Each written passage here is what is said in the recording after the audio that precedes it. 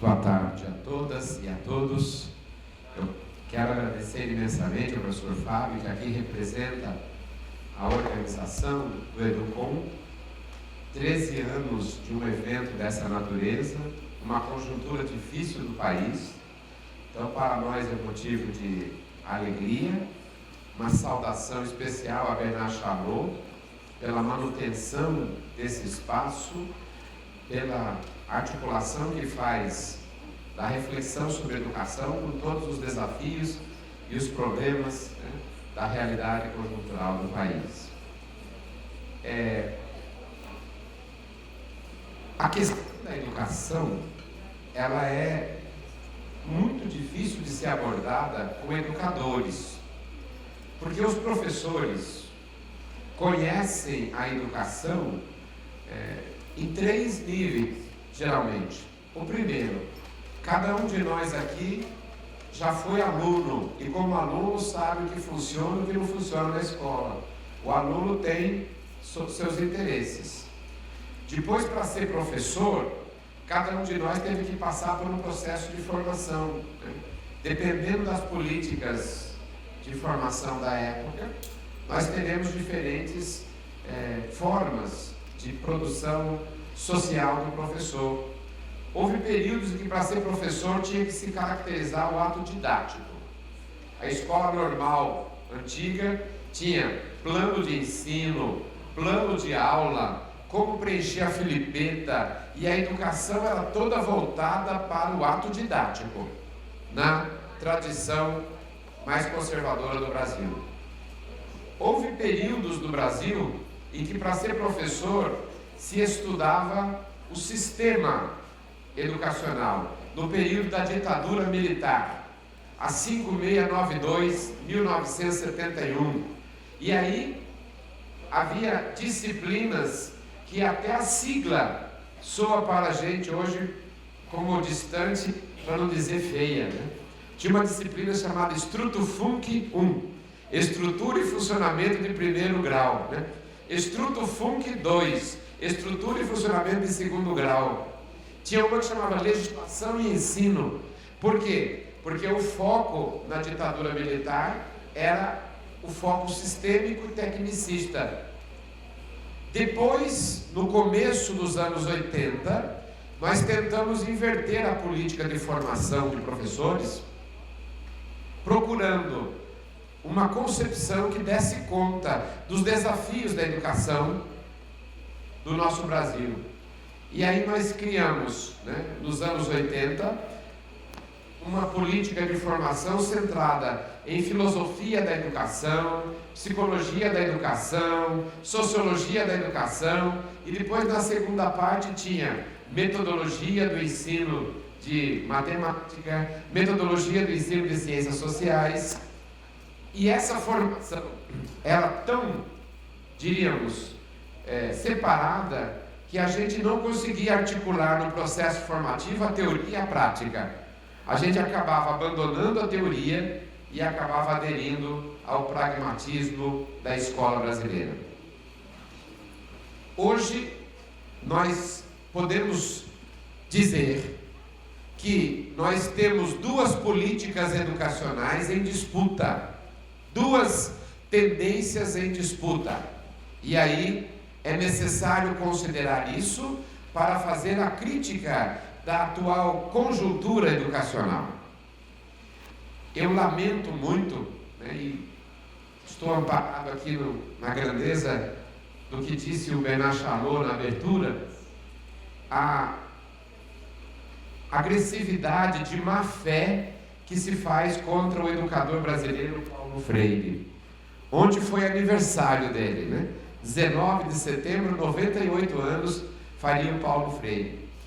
A ideia que se fala e que se diz de maneira perversa é que, supostamente, Paulo Freire seria o responsável pelo que eles acreditam de crise da escola pública e seria responsável por uma negativa visão da educação brasileira. Isso, além de má fé, é falta de conhecimento. A lei que alterou praticamente a trajetória da educação brasileira foi a lei da ditadura militar, a 5692, de 1971.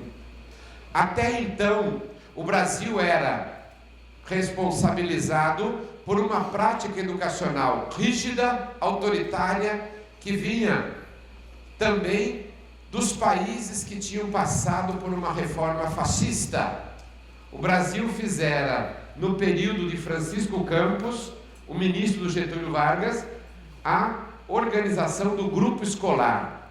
O grupo escolar vinha da Itália, o italiano Il Gruppo Scolari, aqui traduzido por o grupo escolar. Há uma fala do Francisco Campos que eu queria muito recordar com vocês. Ele diz assim: a escola brasileira será como uma pirâmide, terá uma base no chão com muitas portas para que todos entrem, mas seja tão rígida que só os mais aptos cheguem ao topo. E dizia Francisco Campos: a função da escola é expandir os talentos necessários ao desenvolvimento industrial brasileiro, tardio, retardado. A escola, criada nos anos 30, passou a ser um componente da seleção de mão de obra para o sistema industrial nacionalista que aqui se fizeram. E a escola marcadamente rígida, a escola marcadamente controlada por uma pedagogia que vinha desde os jesuítas, reproduzida a cada momento histórico com a mesma matriz. No Ratio Studiorum Societas Jesu, programa de ensino da Companhia de Jesus. Vocês me desculpem se eu falar algumas coisas em latim, eu estudei 13 anos de latim, não tenho outra oportunidade, eu não sei palestra, então não tem mais aula, né? No artigo 116 do Ratio Studiorum está escrito assim: no dia da avaliação, tire as crianças do lugar, para que elas não tenham a seu favor nem a familiaridade do espaço. Isso é prova. Uma estrutura rígida, controlar, dominar. O princípio latino do Ratio Studiorum diz: massima educatione est fecit obedere sicut perinde ac cadaverum ad maiorem Dei gloriam sine voluntas propria. Em latim, o máximo da educação é fazer com que uma criança lhe obedeça como um cadáver sem vontade própria para a maior glória de Deus. Esse é o plasma da escola brasileira: obediência, controle, memória, meritocracia, adultocentrismo e magistrocentrismo. Agora, o Brasil faz essa seleção social até os anos 70. Se um dia vocês quiserem pegar o que escreveu Jarbas Passarinho, o ministro general, quando mandou o documento da educação brasileira para o Congresso, a 5692, ele diz assim: um novo sujeito bate na porta da escola, a criança pobre. O Brasil se industrializou, o milagre brasileiro urbanizou o Brasil. Não continuaremos com essa escola europeia, diz o Jarbas Passarinho. Faremos como a grande democracia da América, os Estados Unidos, na qual a escola é preparatória para o trabalho e para a civilidade social. E Jarbas Passarinho faz uma reforma que tira praticamente grandes componentes da educação conservadora brasileira. Foi Jarbas Passarinho e os seus servidores que tirou latim, tirou francês, tirou grego, tirou literatura portuguesa, tirou gramática, teoria geral da matemática, história geral, geografia geral. Por quê? Para Jarbas Passarinho, a criança pobre não precisa de um currículo tão complexo. Para Jarbas Passarinho, basta estudos sociais, geografia e história, misturado, formando professores com licenciatura curta, em 2 anos, na faculdade beira de estrada. Por quê? Porque o que fez quebrar a estrutura curricular do Brasil foi a 5692. Na verdade, a segunda grande ferida ele quebrou a organização dos professores, porque agora o professor vai trabalhar com criança pobre. E aí era P1, P2, P3, ACT, avulso, e separou as competências do diretor. O diretor agora tem que fazer taylorista e fordistamente. Ou é administrador, ou é supervisor, ou é orientador pedagógico, separando a função e criando a função do coordenador de escola, que até hoje o coordenador não sabe quem ele é, né? Coordenador é uma função política transformada em uma função técnica. Ele não sabe se ele tem uma competência científica? Não. Se ele tem um mandato dos professores? Não. Se ele é gerente do professor. Então o coordenador apaga o fogo do dia na escola, né? Quem é coordenador não fique mais do que 5 anos sob pena de ficar louco, né? Por quê? Porque tudo fica ali mediado por essa função na escola. A escola brasileira, a partir da ditadura, perdeu o prédio. O prédio foi construído por uma política arquitetônica da ditadura militar, feito em cantos de bairros vendidos imobiliariamente a preços chamados acessíveis.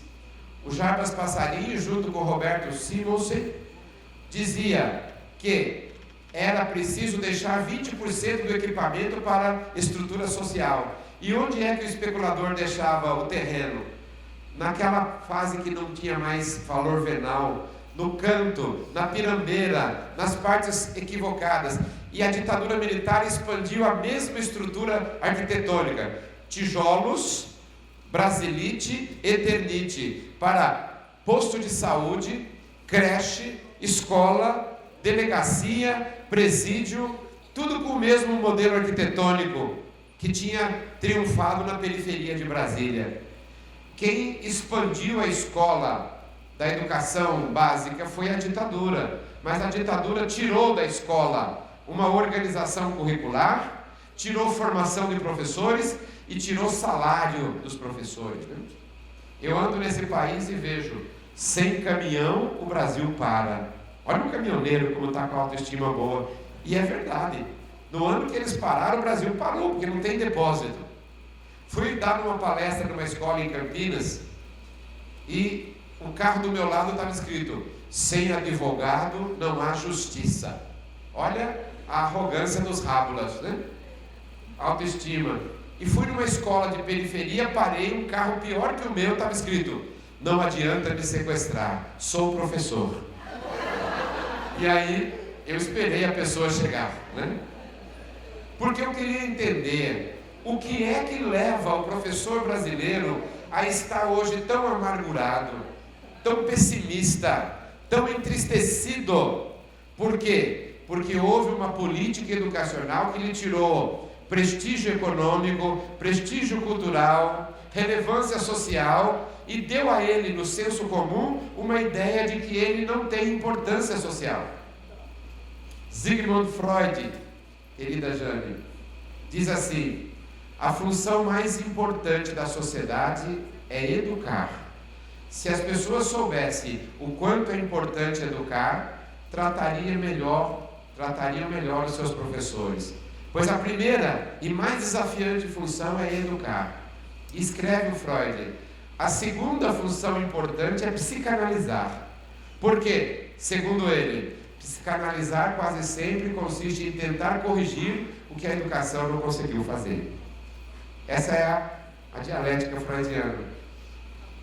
O professor hoje, ele está altamente abatido pelo resultado de 35 ou 40 anos de uma política educacional, que lhe tirou formação, que lhe tirou reconhecimento salarial, que lhe tirou prestígio cultural, que lhe tirou identidade social, que lhe tirou algum tipo de correspondência no ideário afetivo emocional do Brasil. E esse professor que escreveu no carro resulta disso. Eu geralmente encontro professores que me dizem assim: professor César Nunes, eu não acredito que a educação vai mudar, o senhor me desculpa, viu? Eu não acredito que nada mude mais. E eu fico muito triste, porque eu acho que algumas pessoas confundem pessimismo com criticismo. E crítica é saber as causas das coisas para mudar.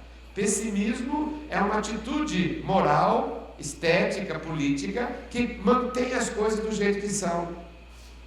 Eu acho que o professor tem que ter esperança, mas uma esperança histórica, uma esperança política, uma esperança cultural, científica, da leitura que se faz, né? Quem já leu o Dante Alighieri, ele tem uma trilogia: o céu, o inferno e o purgatório. Na porta do inferno está escrito assim, em italiano antigo: voi que entrate qui lasciate qualche speranza. Aquele que entrar por essa porta, deixe para trás toda a esperança. Então eu vou parodiar o Dante. Quem não tem esperança já está no inferno, né? Não há única possibilidade da gente ser educador se a gente não construir um discurso e uma prática de esperança. Porque o professor é profissional da esperança. A gente não vê o que vai acontecer com os nossos alunos. Eles passam pela gente um ano, no máximo 2 anos. A gente não deixa placa como os arquitetos e engenheiros deixam do que fizeram. O educador é aquele que produz uma sensibilidade, uma formação que permanece no coração, na mente, na trajetória de vida dos seus adolescentes e jovens, né? E aí, a palavra ensinar em latim é inanima signare, marcar na alma, aquele que marca na alma. O professor marca na alma, ele não é somente um reprodutor, utilitarista do conhecimento. A relação professor e aluno é cultural, filosófica e eticamente uma relação de humanização, de acolhimento. A sociologia diz hoje que a primeira causa do sucesso escolar no mundo inteiro é a escolaridade dos pais. Na Europa, particularmente, mas no Brasil essa lei sofre um desvio padrão.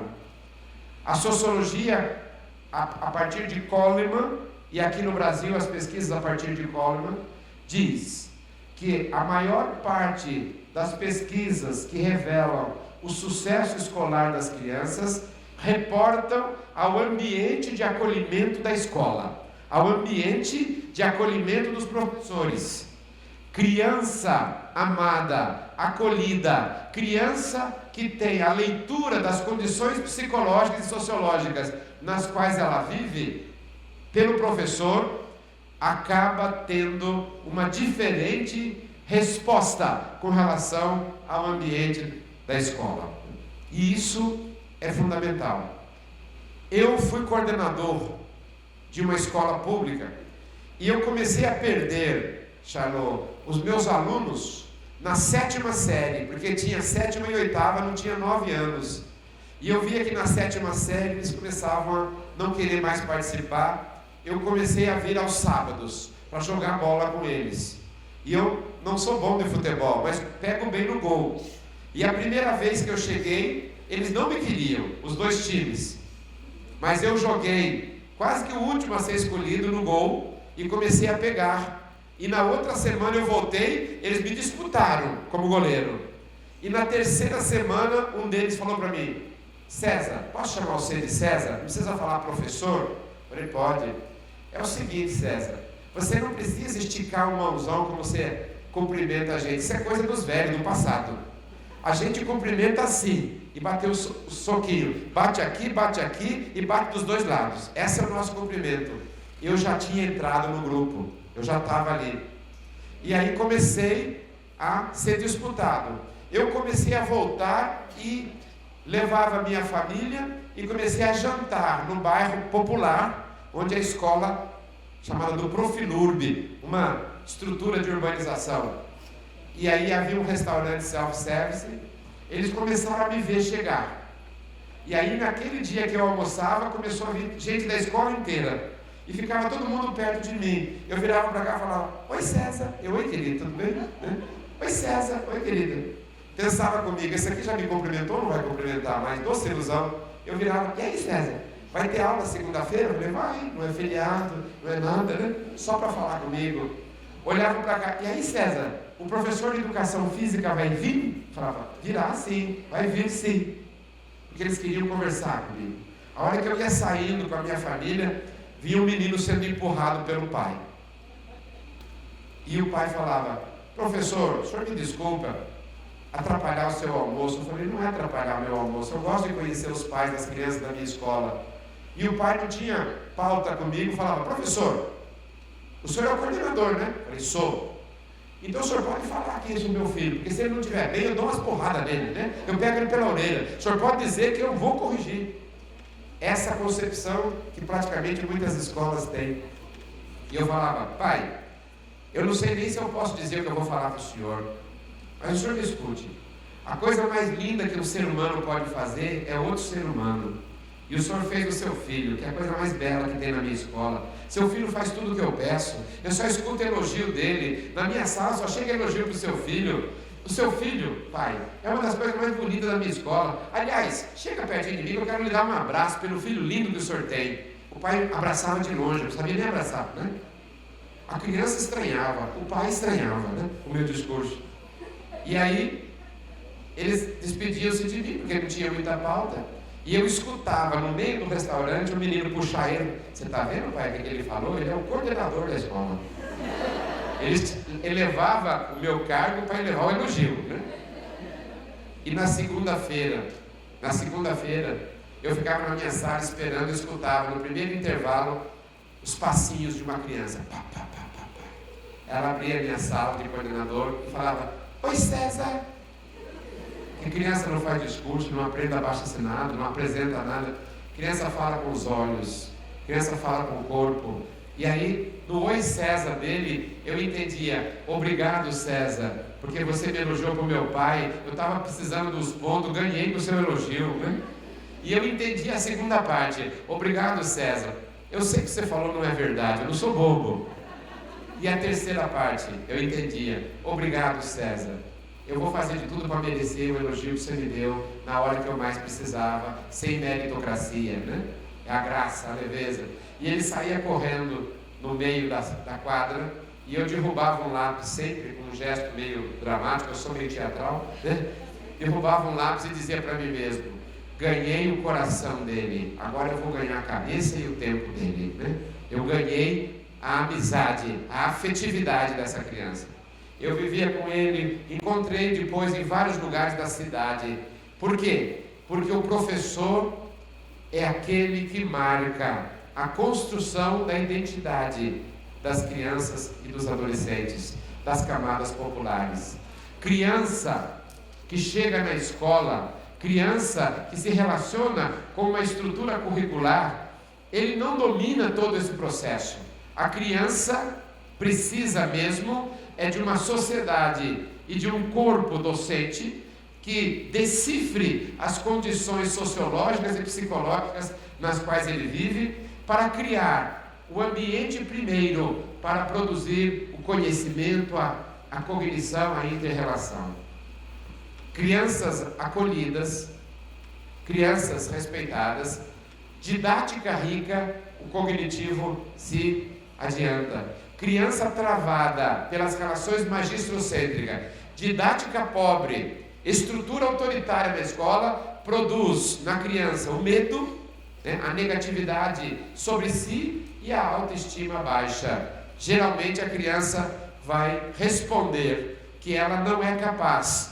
Por quê? Porque a pedagogia brasileira predominantemente culpa a criança pelo fracasso escolar e a sua família, e não consegue entender que a questão é sociológica e política de uma escola, a imagem e semelhança da política e da economia, voltada para a seletividade, para o darwinismo social, para a meritocracia, para a memória reprodutiva. Gente, memória, nós não precisamos mais trabalhar na escola a memória. A memória hoje, você pode espetar numa pendrive, que é feminina a palavra, e colocar no aparelho que você tem os dados da Wikipedia. 2 minutos depois da morte do Ricardo Boechat, já estava na Wikipedia. Que existe hoje um conjunto. Escola não existe para reproduzir a informação tal como se dá hoje. A escola tem que transformar a informação em conhecimento. E a informação em conhecimento se dá pela relação humana, pela relação afetiva, pela relação amorosa. tomando-a no sentido filosófico, sociológico aberto, de acolhimento da criança, acolhimento daquela criança no processo que ela está. O primeiro grande mito que nós temos que ter na vida é o mito da origem, é o mito do amor, é o mito de onde a gente veio, né? De onde a gente nasceu. Eu não queria, professor Fábio, que o mito sobre mim fosse o que o meu avô falava. Meu avô lá no sítio do Paraná falava: criança boa, a cegonha entregou em casa. Criança ruim, ela entregou no bambuzal, né? E eu às vezes achava que eu tinha sido entregue em casa no bambuzal, né? E para o meu primo, o meu avô falava: o Rodrigo, seu primo, de tão marvado que é, veio na enxurrada. Olha que coisa, né? Quer dizer, e eu não queria isso. E quando os meus filhos chegaram numa idade de perguntar as coisas, 4 anos, eu também não queria aquela resposta que tem nos livros de psicologia comum, como nascem os bebês, que coloca geralmente uma galinha, pintinhos, ovinhos, e depois tem um casal com uma toalhinha. Tem essa visão agropecuária da vida, né? E eu peguei, e o meu filho mais velho, o Guga, falou assim: meu pai, como é que eu nasci? Eu falei: Guga, o pai e a mãe viviam nessa casa e tudo era tão bom, mas faltava você, o egocentrismo. O pai voltava da pizzaria, ia na casa da avó e faltava você. E eu queria, Guga, que você fosse metade do que o pai tem de bom e bonito, que não é muita coisa, e pegasse metade do que a mãe tem, que é muita coisa. Eu queria que você misturasse a boca da sua mãe, que é linda, o nariz, a sobrancelha da sua mãe, e você pudesse pegar um pouco da força do pai, e você misturasse os dois. Ele olhou para mim e eu falei: eu achei que você estava no céu fazendo arco-íris, porque você gosta de pintar. Aí ele cresceu. E eu falei assim para sua mãe: como é que a gente faz para você, Guga, vir para cá e misturar nossas duas metades? Eu falei para sua mãe: quem sabe se a gente esfregar o nariz? Esfregamos o nariz. Eu falei: quem sabe a gente esfregar as barrigas? E passamos o dia inteiro esfregando as barrigas. E uma hora a sua mãe falou assim: eu acho que a sua parte boa e bonita veio para a minha, que eu tenho uma portinha da vida que grudou na minha. E eu pus um caninho para poder alimentar essa parte sua, para misturar com a minha. Guga, eu fiquei tão desesperado que eu não sabia o que você tinha pegado de mim, que eu rodei a cidade inteira, e depois de um tempo bem longo, de muitos meses, a barriguinha da sua mãe foi crescendo. Ela falou assim: eu acho que o Guga vai nascer hoje, porque a portinha está querendo abrir. Guga, eu corri, falei para todo mundo aqui no nosso bairro de Barão Geraldo, avisei o padre, avisei todo mundo, avisei todas as pessoas. E na hora que você nasceu, meu filho, eu olhei para você e eu fiquei emocionado e me ajoelhei, porque você era mais lindo do que eu imaginava. Você misturou a mãe e o pai de um jeito que nunca eu imaginei. E aí você respirou um pouquinho e chorou um pouquinho. E aí eu bati as panelas, o cachorro latiu, o padre bateu o sino e todo mundo buzinou na cidade gritando: o Guga nasceu, para o César e a Cleide ser muito feliz. Ele olhou para mim e falou assim: pai, conta de novo, por favor. Ele tinha feito uma história mitológica, né? E eu confesso que o César Adriano, meu filho mais novo, quando chegou na escola, na mesma idade, eu fiz a mesma historinha. Só que eu coloquei o Adriano na história e pus o Guga.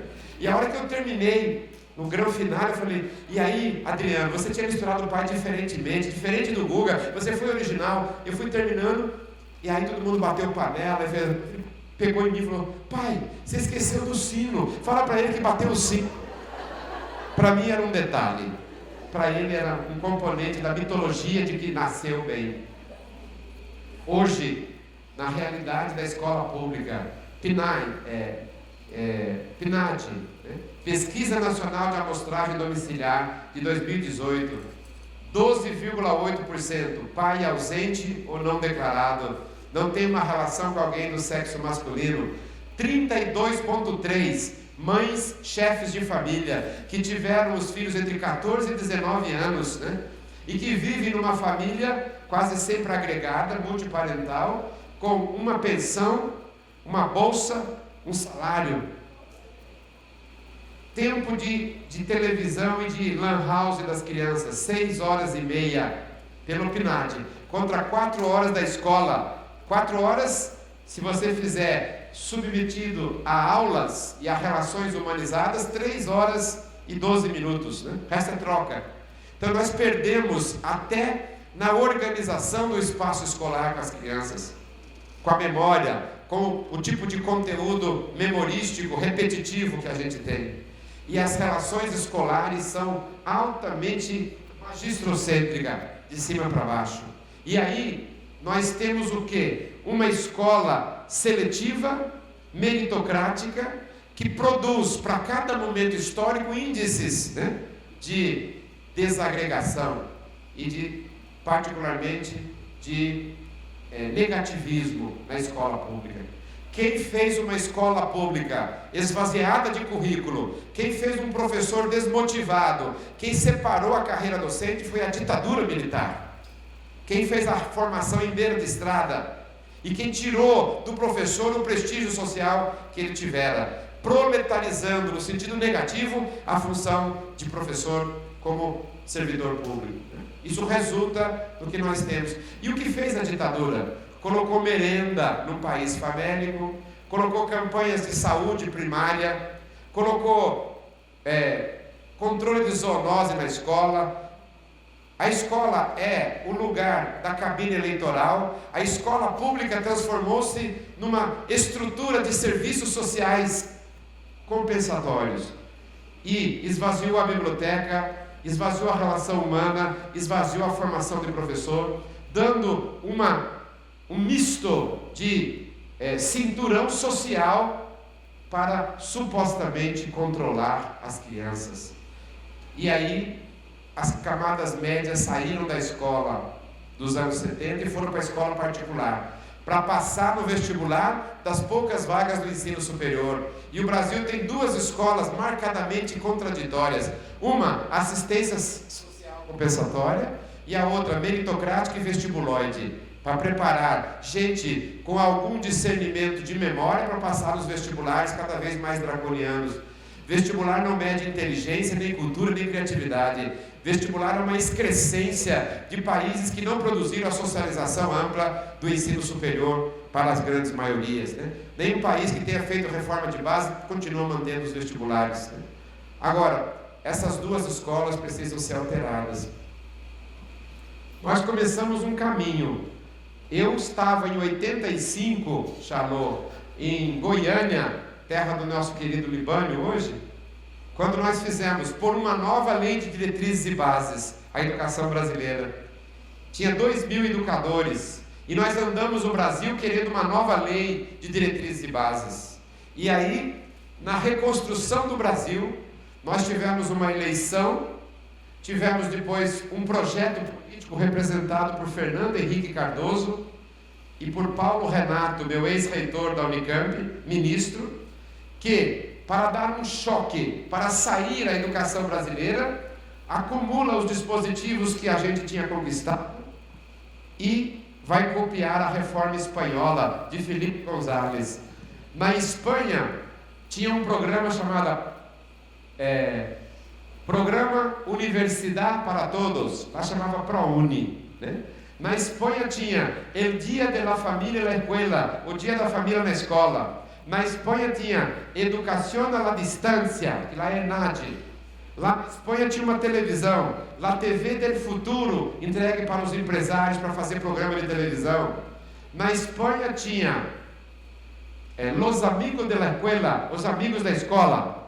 Na Espanha, Felipe González criou Los Parâmetros Curriculares Nacionais. Lá, PCC. Lá se chamava Parâmetros Curriculares Consensuais, né? PCC. Aqui no Brasil, o PCC não ia pegar bem. E eles mudaram para PCNs, né? Parâmetros Curriculares Nacionais. A Espanha fez uma reforma neoliberal e pegou um texto de Felipe Perrineau, Competências e Habilidades, e fez uma matriz avaliativa em todos os lugares por Paulo Renato e sua equipe. Competências e habilidades, né, em língua portuguesa, matemática, geografia, alguns trabalhos maravilhosos, bem feitos, mas numa vertente política hierárquica, de cima para baixo. É o ministério que faz e manda para a escola cumprir, sem autoridade democrática. E aí nós tivemos uma linha, a educação como competências e habilidades. Mas, no começo do milênio passado, desse milênio, me desculpe, nós tivemos a eleição de um bloco histórico que conduziu um operário à presidência da República. E no começo titubeante, no começo Cristóvão Buarque é um bom intelectual, ex-reitor da Universidade de Brasília, mas é engenheiro ambiental, de nada entende de educação. Tarso Genro, de nada entende de educação, é um jurista famoso por escrever para juristas. E aí nós tivemos, a partir de um determinado movimento, a abertura do Estado aos movimentos sociais. Criamos a SECADI, Secretaria de Alfabetização, de Combate à Discriminação e de Inclusão, no Ministério. Secretaria de Diretoria Curricular. Fizemos o conteúdo afrodescendente, tem que fazer parte das questões do Brasil, do currículo escolar.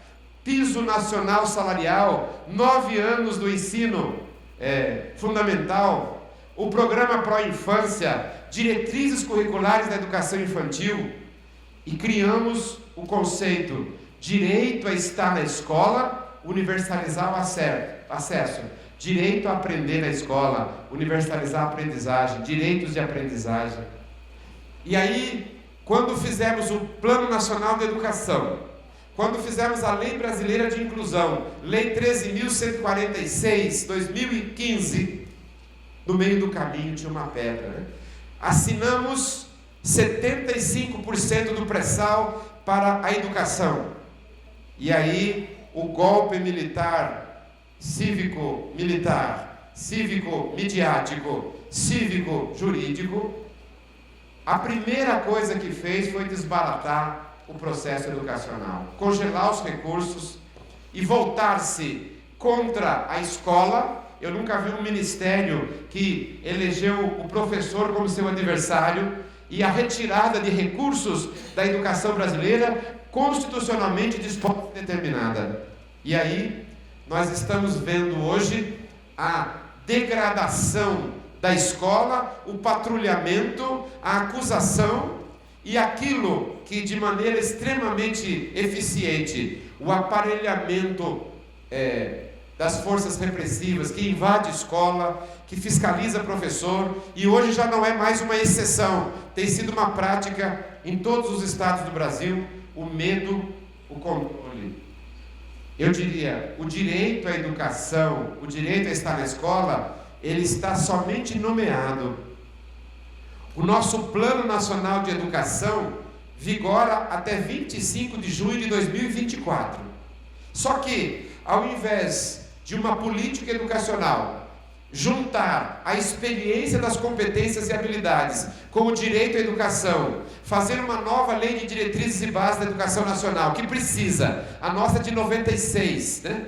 E avançar com recursos, com formação de professores, o atual governo, salvo, né, as análises que cada um pode fazer, volta o projeto de escola para a ditadura militar, levantar bandeira, escolas militarizadas, um civismo de reprodução de hino e coisas que tinha na 5692, né?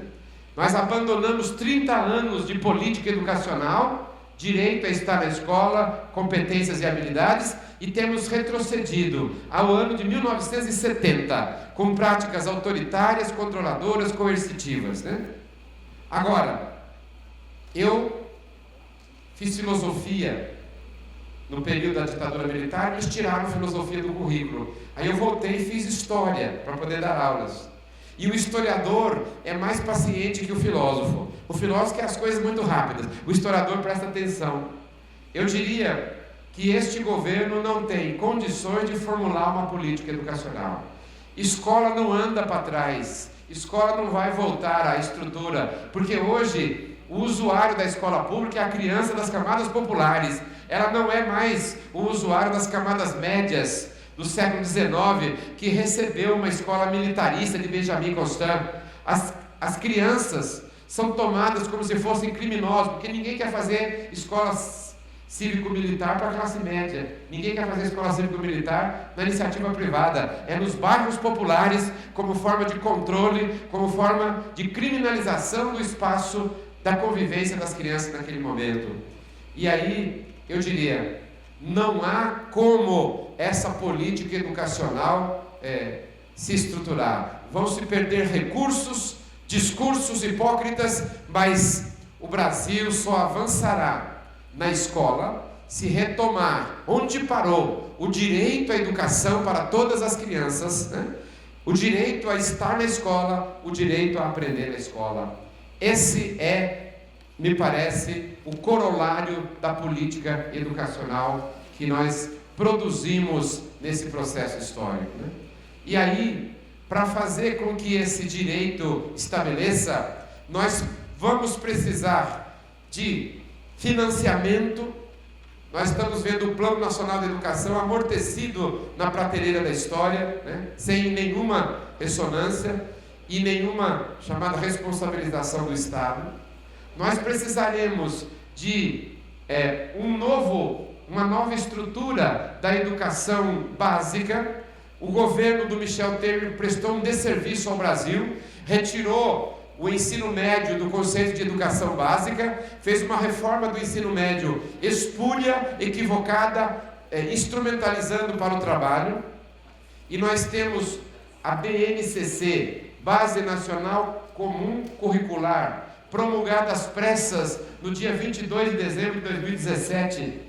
A BNCC é uma contradição profunda. A primeira parte foi feita ainda pelos conselheiros que estavam no governo Dilma. A segunda parte pelos conselheiros do Michel Temer. A BNCC é contradição. Na primeira parte, educação infantil, ela diz cuidar, brincar, direito da aprendizagem da criança. Na segunda parte, a taxonomia de Bloom, Benjamin Bloom, separando o conteúdo da escola e fazendo competências essenciais e falando tudo aquilo que já tinha sido superado. No Plano Nacional de Educação, caríssimos acadêmicos, pesquisadores, está escrito assim: alfabetizar toda criança no Brasil até o 8º ano. Ciclo da alfabetização, 3 anos no ensino fundamental. Na BNCC está escrito alfabetizar toda criança até o 7º ano. E agora, há 20 dias atrás, o atual governo publicou a Política Nacional de Alfabetização, o PNA, alfabetizar toda criança no 1º ano da educação fundamental, né?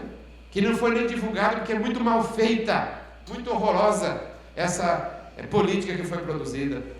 O que nós vamos fazer com a concepção renovada de que a escola é instrumentação para o mercado de trabalho, de que a escola é preparatória para a produção do que a economia, do que a realidade industrial necessita numa sociedade agora de serviços, né?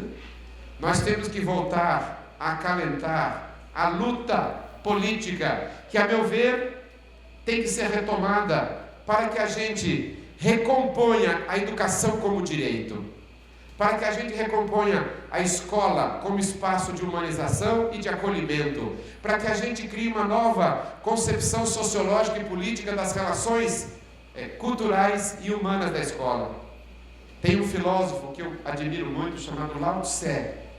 Lao Tse diz assim: um caminho de 1000 léguas começa com o primeiro passo, mas o primeiro passo na direção certa já é metade do caminho. A direção. Eu acho que nós precisamos recuperar a direção para recuperar as políticas educacionais.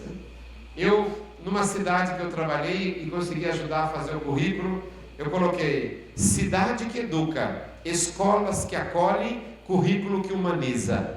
Por quê? Porque o currículo, o percurso formativo da escola é na direção da humanização, do acolhimento, é na direção do deciframento das condições subjetivas, sociológicas que as crianças têm para poder alcançar tanto o conhecimento quanto a maturidade afetiva.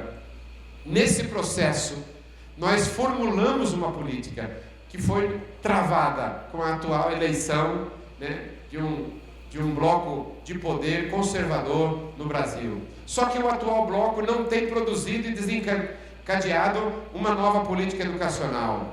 É hora de cada um de nós, em congressos como esse, retomar o direito a estar na escola, o direito a aprender na escola, convencer os professores, superar o pessimismo, na direção de avançar para uma política nacional de educação centrada na experiência cultural da tolerância, da sustentabilidade, da diversidade. E aí, eu já fui de uma geração que tudo que eu fazia, eu queria que virasse lei. Eu achava que chegou na lei, estava garantida. E aí hoje eu mudei de tática. Eu não acho que é a lei que dá conta das coisas. A gente tem que fazer a lei virar prática social. E fazer a lei virar prática social já não é mais papel somente de deputados e vereadores. É papel de educador, é papel de pesquisador, é papel de professor, de acadêmico, de estudante. Compreender o processo legal e transformá-lo num processo hoje prático, real. E eu gosto de falar da terceira margem do rio, como dizia Guimarães Rosa, a sociedade civil brasileira. E eu vejo, num país que nunca respeitou a criança, o Brasil tinha os meninos língua dos jesuítas, o Brasil tinha Pichote, Pivete, Dadinho, Zé Pequeno. O Brasil fez o Estatuto da Criança e do Adolescente, lei que já tem mais de 20 anos, vai levar uns 20 para a gente se apropriar, porque eram quase 5 séculos de negação completa da identidade da criança e da infância. A lei produz prática social, pedagógica. Num país que tem nome de árvore, o Brasil se chama Pau-Brasil, Pirapetininga, que era o nosso nome. Nós nunca tivemos educação para a sustentabilidade, educação ambiental. Ainda hoje práticas predatórias queimam a Amazônia, né, de maneira irresponsável, né, causando no mundo inteiro uma condenação, e entre nós ainda nós estamos pusilânimes, né, e assustados, né? Nós fizemos o Código Florestal Brasileiro, Ministério Público Ambiental, fizemos uma estrutura pela primeira vez de preservação de espaços de sustentabilidade. E o direito ambiental não é somente o limítrofe, ele parte da educação. Eu vi na escola que eu era coordenador, uma professora que cortava a cartolina, brincava com as crianças, pegava a massinha e faltando 2 minutos para terminar a atividade, ela falava: vamos falar junto à lei? E eles falavam: cada um põe no lixo o lixo que ele mesmo produziu. E as crianças pegavam o lixo e colocavam cada uma na lixeira. Não precisava vir alguém da senzala limpar a casa grande, né? É preciso que cada um de nós produza a própria dinâmica da sustentabilidade. É atitude e não é somente discurso, né? Eu lembro que no dia da árvore, na escola do Getúlio Vargas que eu fiz, né, a gente fazia um poeminha. Eu com 8 anos decorei: ó árvore, do seu caule extraímos as madeiras que temos em nossas casas. Ó árvore, o seu fruto nos alimenta. Ó árvore, nos seus galhos os passarinhos gojeiam. Ó árvore, como é bom que você exista para nós. Hoje já não é mais esse discurso, a árvore para nós. É o contrário, é você manter e preservar a diversidade. E isso está presente na estrutura curricular brasileira, na sustentabilidade, que precisa ser retomada, chamada como política pública. Num país que nunca respeitou o idoso, filas preferenciais de idosos. Eu já fiz 60 anos, estou pegando a fila preferencial. Quer dizer, até para entrar no avião eu pego a preferencial, né? Por quê? É conquista de uma outra forma. Pela primeira vez se vê a identidade do idoso no Brasil. Ele não é mais somente um rebotalho, né, obsoleto, que enquanto tenho aposentadoria eu posso pegar empréstimo consignado em nome dele, né? Ele é alguém que atua na sociedade. Num país que nunca respeitou a mulher, chamada de Iracema por José de Alencar, e de Amélia por Ataúfo Alves. Amélia, que era mulher de verdade, às vezes passava fome ao meu lado e achava bonito não ter o que comer. Isso é cinismo machista e patriarcal. Amélia não era mulher de verdade, era um capacho de um homem machista, né? Nós tomamos toda a coragem do mundo para dizer para o país inteiro que o nome da mulher brasileira não é mais Amélia nem Iracema, é Maria da Penha, né? Não é atrás do grande homem tem uma grande mulher, é ao lado, né? É do mesmo lado. Nós queremos sim igualdade de gênero, porque está garantida na Constituição, no trabalho, na cidadania. A mulher é hoje plenamente compreendida como orgânica cidadã, e não tem nada dessa visão equivocada, acusatória, falsa, de querer constituir um verbete chamado ideologia de gênero patrulhador, como se houvesse um gênero pré-existente vitoriano único, né? E não houvesse a disposição da construção social das identidades. Num país que nunca respeitou os homossexuais, né? Nós fizemos a união estável homoafetiva, o dia da parada gay, que não é fácil atravessar o país, né? E mostrar uma nova identidade. 18 estados norte-americanos ainda não têm a lei da união estável dos 50. A França ainda não homologou isso. Já foi votada, mas não foi homologada. Então, a mulher, a pessoa com deficiência, lei brasileira de inclusão, que exige espaços de portabilidade em todos os lugares públicos. Pela primeira vez, não é aleijadinho, não é ceguinho, não é os nomes pejorativos com que a cultura brasileira, portuguesa sempre esteve. É pessoa com deficiência. Então, quando eu vejo a criança, o adolescente, o jovem, o idoso, os ambientalistas, os homossexuais entrando na sociedade brasileira, eu lembro de uma música do Alceu Valença chamada Revelação. Da bruma leve das paixões que vem de dentro, tu vem chegando, eu já escuto os teus sinais. A voz do anjo sussurrou no meu ouvido, eu não duvido, eu já escuto os teus sinais. Tu vens, eu já escuto os teus sinais. Porque se a gente olhar o Brasil somente pela Rede Globo, pelo S-Besteira e pelas estruturas da televisão, parece que o Brasil está parado. Mas quando você vê a Marcha das Margaridas em Brasília, quando você vê a 13ª edição do Educom aqui em Aracaju com um tema cada vez mais de decifração, quando você vê a Unicamp, a minha universidade, aprovou em 2017 30% de cotas para afrodescendentes e 10% para deficientes. Fez um vestibular indígena com 330 vagas. Eu tenho na minha sala de pedagogia 10 indígenas, que a primeira língua deles é baniwa, não é nem o português. Eu tenho que ter um tradutor, a Unicamp mantém para que eles possam estudar. Então existe uma rede social, a sociedade civil não está morta, não está amordaçada, ela está viva e ela haverá de, no momento adequado, transparecer a sua indisposição com o atual governo, com o atual processo, e haverá, pelas vias democráticas, de retomar o caminho da educação como direito, da educação como financiamento para todos, da educação como acolhimento, a escola como acolhedora. E isso é fundamental, né, que a gente consiga fazer. Eu tinha, Jane, quando eu estudava, né, no ensino médio, por isso que o papel do professor é muito bom. Entrava um professor conservador que dava aula de USPB, Organização Social e Política do Brasil, e ele falava assim pra gente, os estudantes tudo assustadinhos: vocês escutaram essa música que foi lançada agora? A gente falava: qual, professor? Tudo está no seu lugar, graças a Deus. Não devemos esquecer de dizer graças a Deus. Eu olhava bem, eu via gente sumindo, que sonha com a volta do irmão do Enfio, e não achava que tudo estava no mesmo lugar. E aí eu ficava quieto. Alguns aplaudiam, mas entrava um professor de geografia que lia Milton Santos, né? E ele falava: vocês escutaram essa música nova? E a gente falava: qual, professor?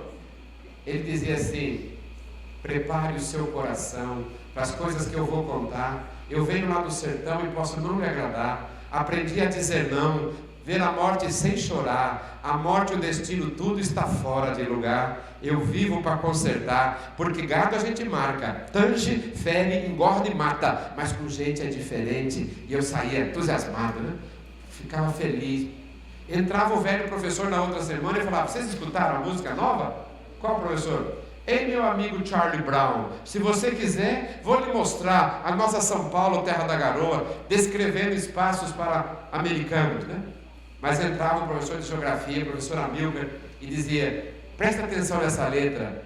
A mão que toca o violão, se for preciso faz a guerra. O mesmo pé que dança o samba, se for preciso faz a luta. Mão, violão espada e viola enluarada, liberdade, abre as asas sobre nós. E a música pontuava dos dois lados. Na semana seguinte, o professor conservador dizia: olha que música do Roberto Carlos, né? Uma música de classe média, porque a classe média está sentada à beira do caminho, não sabe para onde vai, né? E ele cantava: eu não posso mais ficar aqui a esperar, estou sentado à beira do caminho, preciso acabar logo com isso, preciso lembrar que eu existo.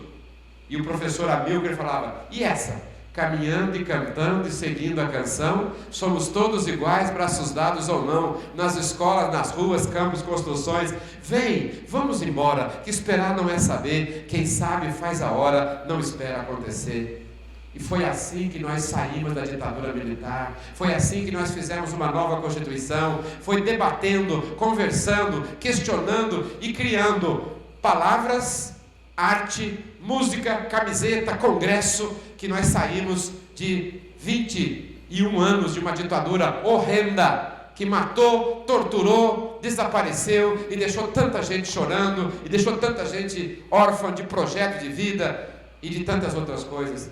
Não há outro caminho senão a ciência e a política para que a gente altere a realidade. E agora, mesmo nessa conjuntura difícil, né, nós vimos que as coisas todas foram acontecendo.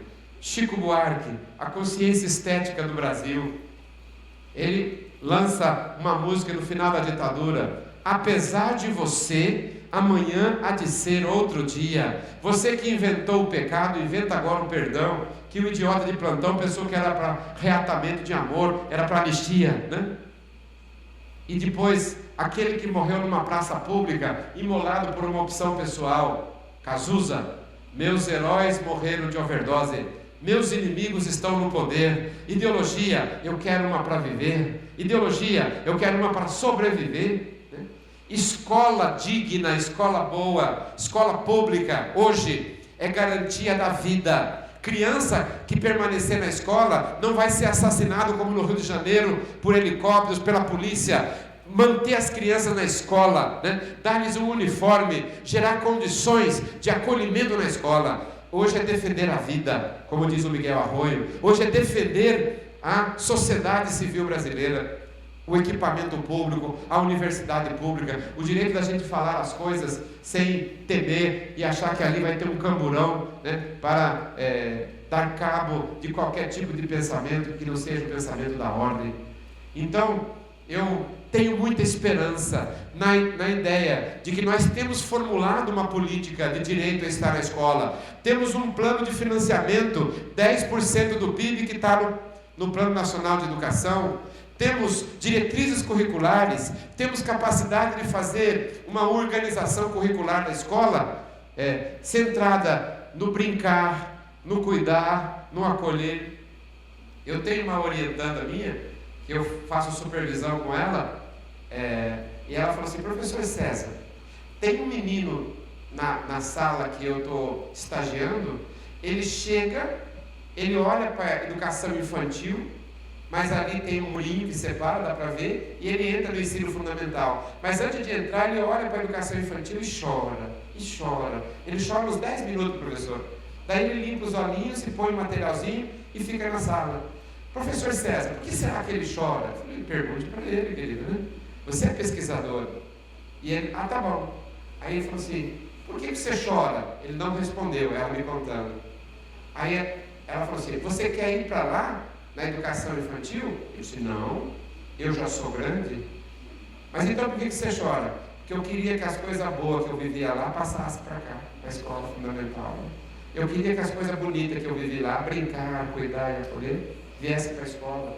Nós temos visto o ensino médio colonizando o ensino fundamental, o fundamental colonizando o infantil, na direção de alfabetização precoce, na direção de nota, de comportamento meritocrático, de estrutura de decoreba, de nota decimal, voltando a 40 anos atrás, depois de tudo o que fizemos, né? E aí, a consciência estética do Brasil recente, Renato Russo, dizia o quê? Você culpa os seus pais por tudo. Isso é um absurdo. São crianças como você. O que você vai ser quando você crescer? E aí o estribilho dele, que é uma pauta filosófica e estética, É preciso amar as pessoas como se não houvesse amanhã, porque se você parar para pensar, na verdade não há. Eu penso que a escola brasileira precisa de lucidez política, esclarecimento, mas precisa de um choque de amor, né? Precisa de um choque de acolhimento, precisa entender e decifrar as condições sociológicas que produzem a criança, o adolescente, em condições de autoestima baixa. E hoje se criou um mito da violência. Você sabe quantas crianças estão na escola hoje? 48 milhões de crianças na educação básica, obrigatoriedade de 4 a 17 anos. Tudo no Brasil funciona quando a escola começa a funcionar. Enquanto não tem aulas, né? Está tudo meio parado. E começaram as aulas, o trânsito se adensa, a papelaria enche de gente, a roupa, as pessoas todas, porque a escola é o coração que bate. 48 milhões. 8 milhões na escola particular, 40 milhões na escola pública. É o maior sistema de inclusão do mundo, mais da metade da população francesa, Bernardo. 40 milhões. Então a escola brasileira pública não pode ser lida de maneira ideológica, como se fosse ineficiente, como se fosse ruim, improvisada. Se ela tem essas estruturas, é porque uma política nacional a impediu de produzir as funções enquadradoras que ela tem. Mas incomoda tanto. Você pode perceber que o que mais incomoda hoje o circuito conservador é a escola. Querem escola sem partido, ideologia de gênero, para patrulhar a escola e a compreensão da identidade feminina. Porque a mulher e a educação são duas das novidades históricas políticas mais grandiosas do Brasil recente. E aí é que vai incomodar o circuito conservador. Eu acompanho hoje a universidade que eu dou aula, a Unicamp, ela me parece hoje ser vanguardista. O pedagogo na Unicamp são 4 anos e é tempo integral na Unicamp, né? É a mesma carga horária para medicina, para ser pedagogo, né? Não é uma formação aligerada. E 2 disciplinas, histórias afro-brasileiras. Vem uma negra, griot, que vem contar as histórias da cultura negra para as pedagogas e pedagogos da Unicamp. Depois tem 2 semestres de cultura indígena. O Daniel Munduruku, o Gabriel Baniwa é que vão apresentar a tradição indígena, para não ficar na visão do índio norte-americano, no senso comum. E depois vem um professor do circo, professor Marcos Bortolotto, técnica circense para ensinar as crianças a fazer pirueta na educação infantil, técnica de como cortar cartolina, técnica de como contar história, técnicas teatrais. Por quê? Porque o pedagogo que nós queremos formar é alguém que encante a criança com toda a beleza da condição humana, o trava-língua, né? A brincadeira, a improvisação, a corporeidade, e não é simplesmente colocar na cabeça uma meritocracia de lembrar 2 meses depois, lembrar tudo que foi falado e escrever num papel. Essa escola já morreu, só precisa ser enterrada, né? Não é essa escola que nós queremos, né? Queremos uma criança, né? E eu vou contar a vocês, né, uma das avaliações que mais me impressionaram na minha trajetória. Acho que há 3 anos eu até contei aqui, mas vou repetir. É que tem uma pessoa chamada Isa Amília, Eliana. E a Isa escreveu Sutilezas Perversas da Avaliação Escolar, Bernardo. E ela chegou em março e perguntou para as professoras com um termo sentido: quem é que tem dificuldade de aprendizagem? Em 5 escolas públicas, 5 particulares, em março. E a professora dizia, tipologicamente, Joãozinho, Pedrinha, Mariazinha e Lurdinha. E ela chegou em dezembro, quais as que reprovaram? Joãozinho, Pedrinha, Mariazinha e Lurdinha. Já estava em fevereiro, né, embutida na leitura de um primeiro mês as sutilezas perversas da avaliação. E aí ela deu, no ano que era para saber se as crianças eram ou não alfabetizadas, ela deu uma prova, daí passaria ou não para o outro ano. E o tema que ela deu foi a casa. E o menino que foi considerado alfabetizado escreveu: a casa é bela, a casa é amarela. Eu gosto da minha casa é amarela, eu gosto dela. Alfabetizado, aplaudido. E o outro menino que foi considerado não alfabetizado escreveu o pinhonho. Ele queria escrever piolho, mas não sabia ortograficamente escrever e não tinha acentuação e nem ortografia. Mas olha a historinha dele. deu pinhonho na minha cabeça. Os meninos zoavam, pinhonhento, pinhonhento. A professora me pôs do lado, eu não gostei. Minha mãe passou vinagre, só ardeu. Meu pai me levou no barbeiro, ele raspou o meu cabelo, não adiantou. Os meninos falavam, careca pinhonhento. O meu tio me deu um boné para ajudar a esconder, não adiantava, caía quando eu andava de bicicleta. Eu voltei para a escola, o meu cabelo cresceu, deu pinhonho outra vez no meu cabelo. Eu acho que a minha cabeça é a casa do pinhonho. Ponto final. Né? Quem escreveu uma história, né?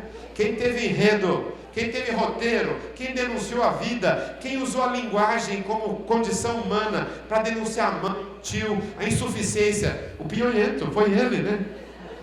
E a escola diz, esse não sabe nada, esse saber não é o saber da escola. Nós estávamos ensaiando para dizer que esse é o saber que nós começamos a fazer para depois ensinar ortografia, para depois ensinar gramática. Mas a língua primeiro como função humana, para depois ser estrutura, para ser depois estrutura. A língua como função, Eliana, o Tales, né? Toma a língua como função, fala de maneira brilhante. A língua tem que ser primeiro como função social, como função psicológica, afetiva, e depois a gente passa o tempo todo. Até hoje, tem gente que ainda não consegue, pelos acordos internacionais, saber como é que escreve, a ortografia, porque isso é dinâmico. Agora, a escola é dura, ela é muito dura, e tem gente que defende esse modelo de escola, né? Autoritária, contra as crianças, os adolescentes, que às vezes não sabem, né? Meu pai falava, você é burro, menino. E o meu tio, você é burro, menino, né? E o meu avô um dia pediu que eu fosse ajudá-lo a cortar uma tabuinha. E eu já estava internalizando. Eu falei, vô, o senhor pode explicar direitinho para mim como é que eu faço para ajudar o senhor? Porque eu sou meio burrinho, né? Porque a gente vai aprendendo da sociedade. Bruno Bethlen, né, que escreve sobre a questão da identidade, ele diz assim, o primeiro espelho que a criança tem sobre si não é o espelho físico, é o espelho das palavras de quem tem autoridade afetiva sobre ele. É o pai, a mãe, o professor. Por isso que a gente tem que falar coisas boas para as crianças. Tem que falar, destacar a originalidade de cada uma das crianças, né? Para que ela consiga, né, ter autoestima boa e estabelecer uma relação orgânica e social com a sociedade, com a realidade, né? Agora, para que isso aconteça, nós precisamos nos revitalizar a nossa esperança. O próprio Renato Russo diz assim, quem acredita sempre alcança, não é quem espera, como o Paulo Freire também superou a ideia de esperançar. Quem acredita sempre alcança. E numa das músicas mais belas ele diz, até bem pouco tempo atrás poderíamos mudar o mundo. Quem roubou nossa coragem? Tudo é dor. E toda dor vem do desejo de não sentirmos dor. Às vezes a gente, com medo, né, a gente paralisa as questões. Não há outra possibilidade de fazer a retomada do processo histórico senão a palavra, senão o debate, senão o Educom, senão as cotas, senão o movimento das mulheres, das margaridas, o movimento da parada gay, das condições de mostrar que nesse nosso Brasil nós temos condições de produzir uma política onde haja lugar para todos, onde todos possam exercer com dignidade a sua identidade humana, possam amar e ser amados, possam produzir, possam usufruir do que produzem e possam ter uma sociedade marcadamente pronta para o avanço da nossa cultura. A gente tomou uma surra histórica da Alemanha, 7-1 na final, que tem gente que nunca fala mais sobre isso, mas os alemães, depois que pararam de fazer gols, que podiam fazer mais, né, respeitaram. Quando terminaram e receberam a taça, o que é que a Alemanha fez com a taça de campeão do mundo? Dançou como os índios borouros da Bahia. Eles dançaram, aprenderam com os índios, e toda a seleção da Alemanha, campeã mundial no Brasil, dançou como índio ao redor da taça. Nós estamos longe de chegar nessa sensibilidade histórica, cultural e estética, né? Nós temos que exaltar isso e desencadear esse processo histórico, para que a gente compreenda que cultura, que conhecimento são elementos para fazer a gente mais justo, mais feliz e viver de maneira plena a nossa existência. Eu já disse a vocês que eu tive a honra de ser motorista do Paulo Freire por 2 anos, né? Eu levava e trazia em São Paulo. E depois que eu tive um infarto, eu faltei numa reunião no departamento e me elegeram chefe do departamento de filosofia da Unicamp. Que eu não pude me defender, evidentemente, né? Então, eu fiquei 8 anos chefe. E a sala do meu lado é do Dermeval Saviani, e a da minha frente era do Rubem Alves, né? Eu fui chefe do Rubem Alves por 8 anos, né? E representei a universidade no seu passamento, quando ele foi cremado, né? E acabo ainda sendo chefe do Saviani, porque ele continuou como professor emérito. Só que o dia que ele chega na reunião do grupo, eu nem falo, que eu gaguejo, né?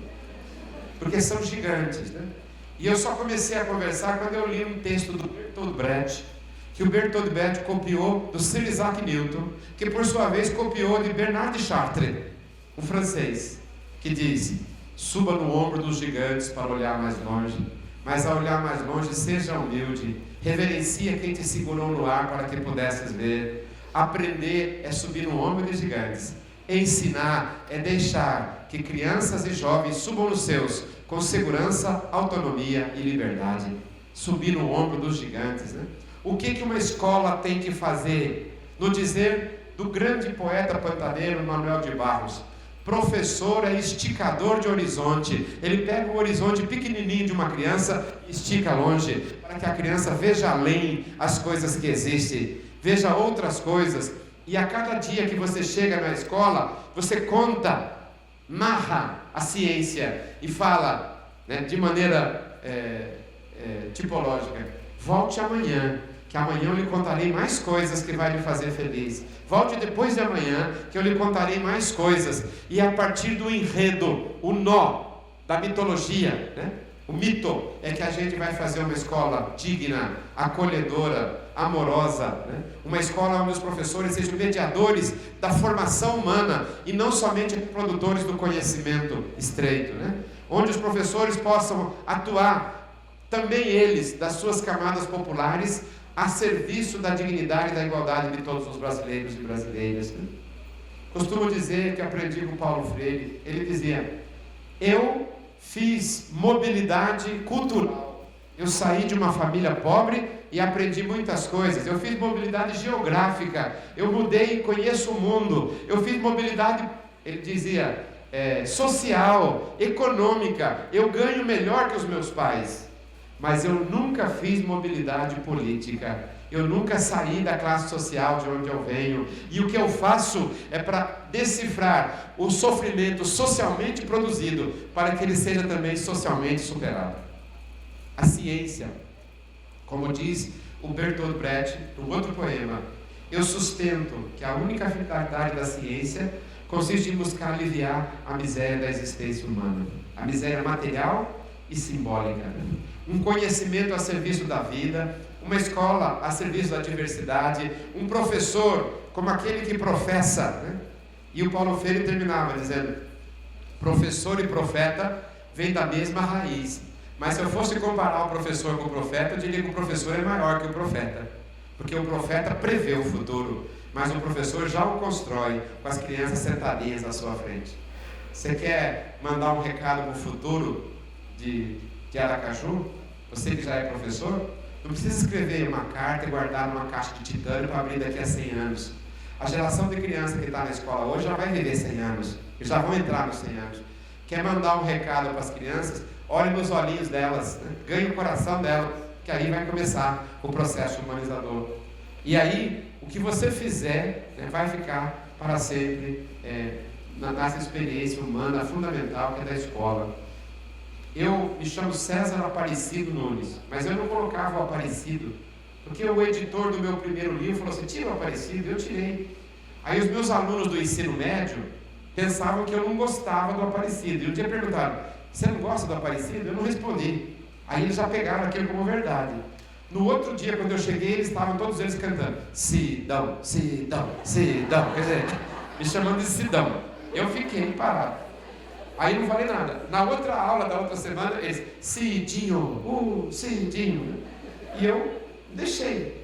Um dia eu estou para pegar um avião em Viracopos, veio um homem, outros 5 homens de terno preto, e gritou, Sidão! Falei, pronto, foi meu aluno, né? Olhei para ele, Sidão, você lembra de mim? Falei, ó, eu como vocês, eu me mais ou menos, eu não lembrava nada, né? Mais ou menos. Sidão, eu sentava no fundo. Falei, mas piorou, quer dizer. Sidão, você pode não lembrar de mim, mas eu vivi uma coisa tão importante com você, eu tenho tentado encontrar você. Eu falei, que bom, o que foi? Eu também gosto. Sidão, faltava um dia para o vestibular da Unicamp, para inscrição. Meu pai é médico, minha mãe é médica, meus 2 irmãos são médicos, e a família inteira queria que eu fizesse medicina. E aí, você fez? Não, Sidão. Eu fui conversar com você no fim de uma aula, e falei assim, Sidão, você acha que é muito chato a gente fazer o contrário do que os pais querem? Você falou assim, não, você não está fazendo o contrário dos seus pais, você está fazendo o seu desejo. Teu pai, se te amar, vai ficar um pouco chateado, mas depois ele entende. Vai atrás do seu sonho. Sidão, eu não me inscrevi na medicina, me inscrevi no ITA, que eu queria ser engenheiro aeronáutico. E aí? Não passei, Sidão, né? Fiquei 3 anos chacota da família. Falei, e aí? Daí no 3º ano eu passei. Falei, e aí? Aí eu me formei. E agora? Eu acabei de ser nomeado superintendente geral de Viracopos, né? Era o superintendente geral de Viracopos, 4º cargo mais badalado do país, né? É a janela do Brasil. Eu falei, que bom! Sidão, no dia da minha posse, o meu pai buscou os parentes até da Itália. E na mesa, ele tomou um vinho a mais, um pouco de vinho a mais, e falou assim, eu tenho na minha família um superintendente e 2 mediquinhos. Falei, opa, também não precisava, né? Também não precisava isso, né? E aí, Sidão, aí eu falei, então tá bom, Gustavo, eu vou entrar. Ele disse, Sidão, você quer que eu passe você aqui por dentro? Eu falei, você vai fraudar o seu aeroporto? Ele parou, é verdade, nem dá como passar porque os guardas não permitiriam. Eu falei, mas por que você falou isso? Porque quando a gente encontra um professor que marcou a vida da gente, 30 anos depois, parece que a gente volta a ser criança. Porque o professor permanece o resto da vida dentro de mim. O professor nunca mais vai sair. E aí, é com isso que eu queria deixar a vocês essa mensagem, né? O direito à educação, o direito a estar na escola, o direito a aprender na escola passa pela sagrada mediação do professor. O professor tem que estar imbuído das questões humanas, do conhecimento, mas sobretudo de uma experiência acolhedora, amorosa, ética e estética, né? Primeira vez que eu vim aqui, o Charlot me convidou, Veleida, eu me lembro que eu saí para pegar o avião no aeroporto de Viracopos e fui de carro e liguei uma música para escutar no carro, que eu gosto de música, e a música que cantava era Deixa a vida me levar, vida leva eu, e eu não gosto dessa música. Eu desliguei, estava meio mal dormindo, falei, eu não sou papel no vento, eu não deixo a vida me levar, eu faço meu caminho, eu estou indo lá para o Bernardo Charlot, desliguei, né?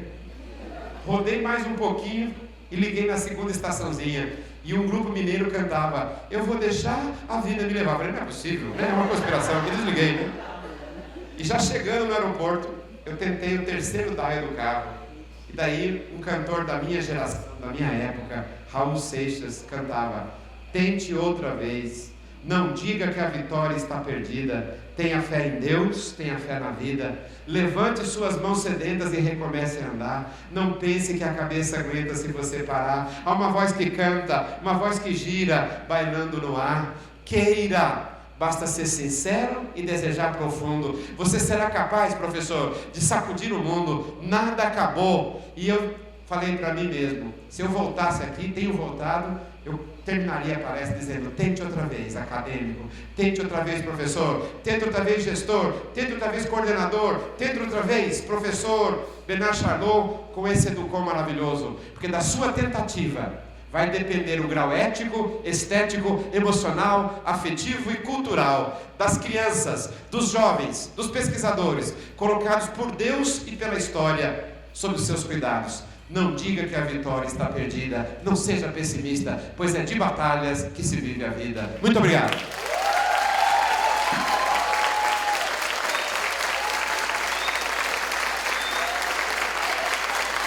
Eu sou a Eliana, E eu sempre tenho dito, todos os anos eu fui orientando do César. Eu quero que o mundo saiba. Mas eu não queria fazer pergunta. Eu vou fazer uma palestra agora e eu pedi o microfone, eu tenho só 5 minutos para isso. Vou precisar de 1 minuto só para dizer o que eu preciso dizer. E cabe aqui uma sugestão, né? Porque a gente fica imaginando o que é que a gente pode dizer depois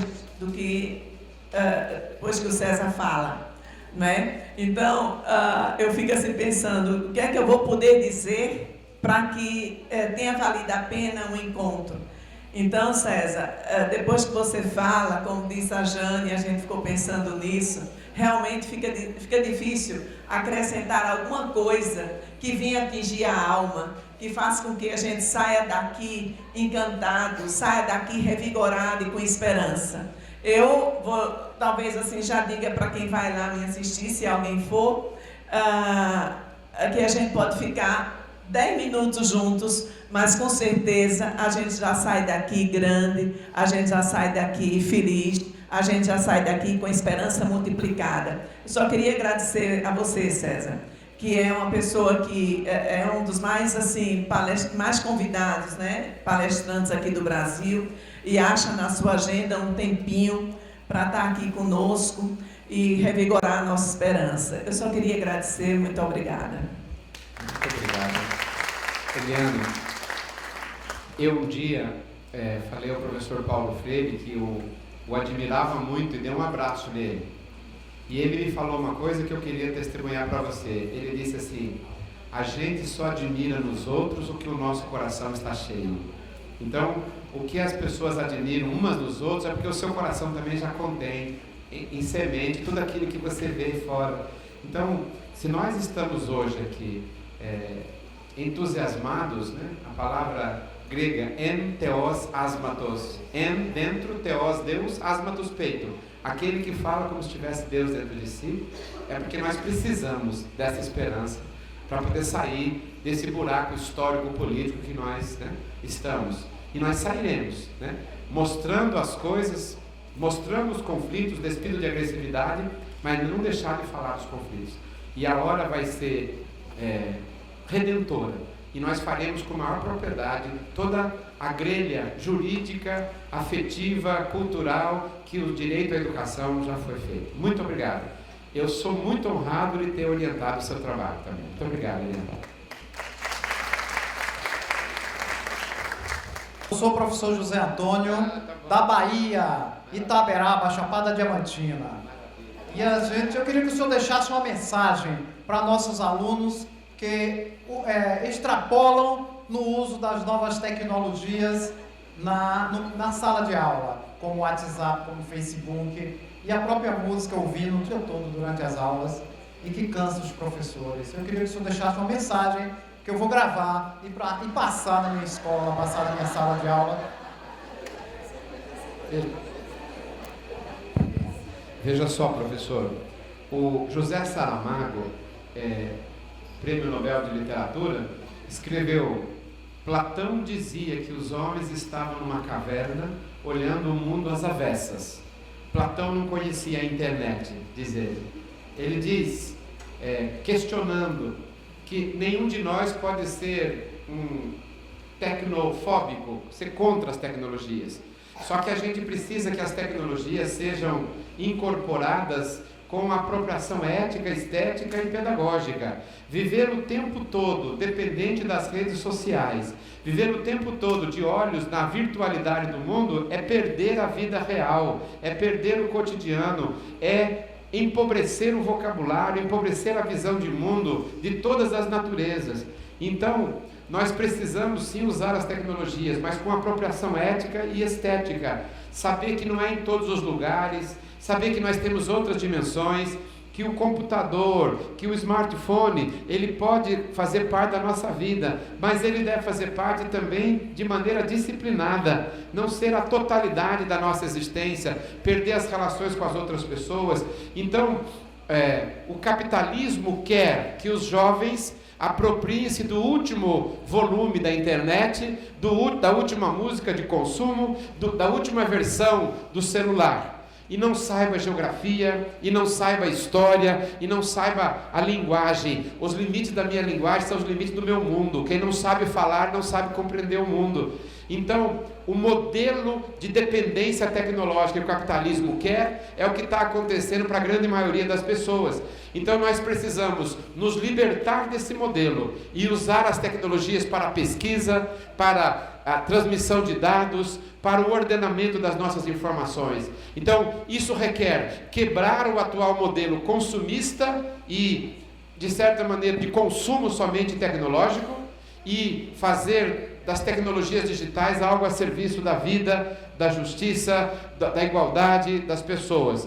Acho que nós vamos demorar um tempo para encontrar esse equilíbrio, mas agora é muito importante que os jovens da Bahia e os jovens de todo o país não fiquem dependentes da armadilha que as tecnologias trazem, de somente consumo, usufruto de um tipo de exibicionismo pessoal, de autoestima baixa, porque todo dia você tem que colocar alguma coisa de si para ser curtido, etc. E esteja nas prateleiras da vida produzindo essa alienação estrutural do nosso tempo.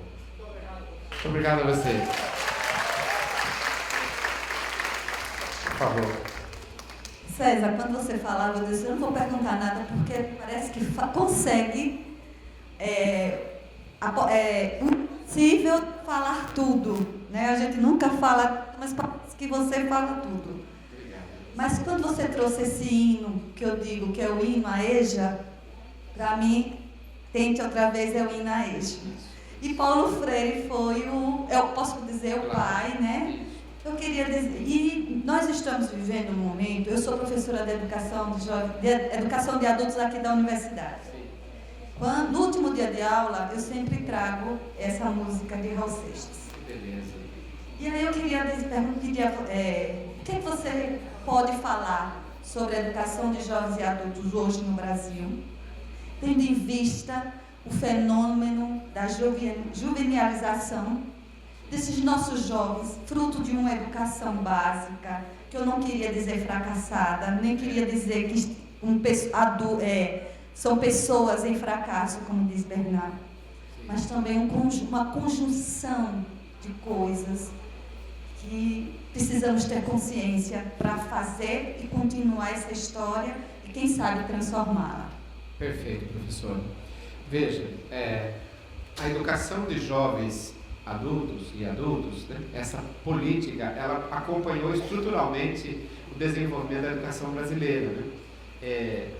Em 1915, o presidente se chamava Hermes da Fonseca, era um general, né, marechal, e ele faz uma campanha em 1915 com a primeira-dama, sua esposa, e ele diz, vamos erradicar o analfabetismo até 1922, faltava 7 anos. Quando fizermos 100 anos de independência, o Brasil não terá nenhum analfabeto. E aí ele faz essa marca da ideia de combate ao analfabetismo, que acompanhou as políticas, né, de formação de adultos. Quem é que vai romper com isso? Vai ser o Paulo Freire. Né? O Paulo Freire vai dizer, você sabe bem, professor, ler o mundo antes da palavra, ler as coisas, ler a vida, e todo mundo é produtor de cultura. Então, quando ele conta em sala de aula que ele pegou os temas geradores, né? Ta, te, ti, to, tu, e já, je, ji, jo, ju, né? De tijolo, ele pegou tijolo, dividiu, e o primeiro adulto que ele alfabetizou, ele, quando entendeu a relação entre os fonemas e as sílabas, ele falava assim para o Paulo Freire, tu já lê, tu já lê. Ao invés de falar eu, mas ele não via, ele falava tu já lê, tu já lê. Ele entendeu naquela lógica. E o Paulo Freire faz disso um exemplo paradigmático. Né? Todos os adultos trazem histórias, né? Culturas enleadas. Né? E hoje, nós vimos, você denuncia muito bem, a ideia da juvenilização. Né? Tudo tem que ser jovem. Né? E tudo que é do adulto e do idoso parece ser obsoleto, arcaico ou condenado. Então, a ideia que a Itália teve muito, a Juvene Itália, a ideia de exaltar por demais a juventude é um proto-fascismo, né? Foi o fascismo que criou o conceito de juventude, quase sempre a serviço de um ideário nacionalista naquele momento. Então eu vejo que nas últimas políticas, mesmo no governo Lula, Dilma, a educação de jovens e adultos teve uma importância, mas ela foi cada vez mais deixada, né, de maneira solta ou aberta. Hoje a universidade tem que retomar isso, né? Acho que constituir uma relação culturalista, né, a partir da andragogia, né, não é da pedagogia, é o conceito de homem adulto, a psicologia da andragogia, das relações, das memórias, né? E São Paulo, a Ecleia Bose e o Alfredo Bose fizeram um livro clássico, Memórias dos Velhos, né? Dos idosos, e a partir disso constituíram núcleos de educação e de formação cultural com a educação de jovens e adultos. Eu acho que o caminho é esse, professora, é o caminho dos temas geradores, da recuperação culturalista, das experiências de vida e da mitologia que cada um de nós traz na própria história. Hoje nós chegamos a 8,7% dos analfabetos no Brasil, menos que 10%, alguns acham um grande número, mas se ampliar para quem só sabe assinar o nome e não é capaz de decodificar uma mensagem escrita, vai a 29,8%, 30% de subescolarizados funcionais. Então, mesmo para os adultos e para os jovens que perdem, por razões estruturais, a dinâmica da formação escolar, nós temos que ter uma política de EJA acolhedora, culturalista, humanizadora, que, uma vez tentando outra vez, ele não perca nunca mais a possibilidade de se humanizar e de conviver. Muito obrigado. Em nome da organização aqui do Educom, quero agradecer ao professor César Nunes por esse momento aqui conosco. Como disse a professora Eliana Romão, diante de uma agenda disputada, sempre dispõe de um tempo para participar aqui conosco e dividir com a gente esse conjunto de reflexões de riquíssimo valor. Foi um prazer estar aqui com o senhor, professor, um prazer conhecê-lo. Aos presentes, temos ainda uma longa programação aqui no auditório, em outros locais. Como a professora Eliana, como é que eu posso dizer? Bom, ela fez um dengo, observe onde é que ela vai falar agora e estejam presentes também, para ela não se sentir abandonada. Professor César, obrigado a todos, boa tarde. Muito obrigado. Eu quero dizer a vocês que eu fico esperando o convite da Veleira e do Charlot para o Educom, né? Eu tenho comigo um dos grandes espaços de participação dos alunos, liberdade democrática, autonomia temática, não patrulhamento. Então, vir para cá alimenta a alma e eu volto reanimado e feliz de ver vocês, né? Junto comigo nessa direção de fazer uma outra tentativa de tomar nossa história nas mãos. Depois do meu infarto, meu médico disse que eu não podia tomar cerveja, tomar só vinho. E ele disse uma taça por dia. E eu fui na cidade de Itu, comprei uma taça. Então, eu gosto de vir aqui porque sempre eu tomo vinho. E nas conversas com o Charlot, com Veleida, com Jane, a gente reanima. Ontem eu estava na mesa com o Libânio, Charlot do lado, né? Quer dizer, o Libânio e o Charlot do lado, conversando. Existe coisa mais linda do que isso num jantar, o professor Moreira e todos os outros, num jantar como esse? Sou eu que cresço, sou eu que ganho, sou eu que sou feliz. E eu quero dizer a vocês, muito obrigado e peço que continuem me convidando. Até mais.